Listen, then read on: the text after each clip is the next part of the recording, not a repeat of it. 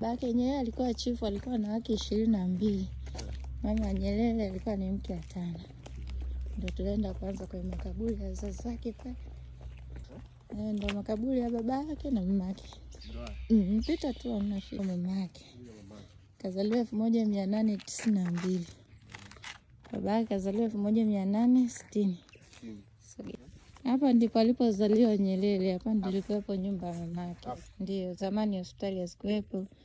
Alivyofariki jeneza aliingiza ndani, baadaye aliweka hapa. Watu walikuwa wanapita hapo wanatoa heshima zao kwa mara mwisho.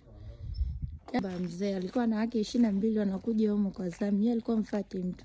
Kama ni zamu yako unaenda mwenyewe. Siku moja unamkuta Chifu Nyerere Burito. Baba yake. Kwa hiyo mwenye zamu naandaa chakula unakuja kwa chifu. Kesho unampisha mwingine. Kaingia sebuleni kwa mwalimu. Sebule aliyoitumia baada ya kustaafu. Kwa hiyo tujabadilisha viti, maana tukibadilisha tunapoteza ule asilia. Na hapo alipokaa ndo alikuwa anakaa Nyerere. Ndio hapo pembeni mamalia. Kama ile picha kule juu. Matenki ya maji aliyokuwa akitumia mwalimu kwa sasa kuna nyuki humo. Matenki yale. Haya hapa makaburi ya ukoo. Hiki kaburi hiki kina mafuvu zaidi ya 20. Inawezekana labda wale wake wa chifu ama jamaa.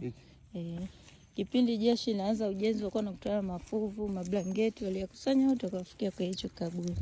Tunaelekea kwa kaburi lake sasa.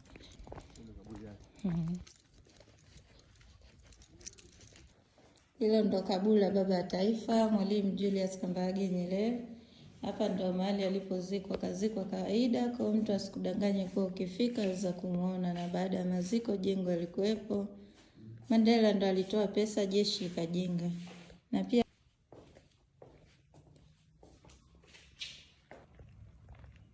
hapa ndo mwisho wa toa, karibu tena.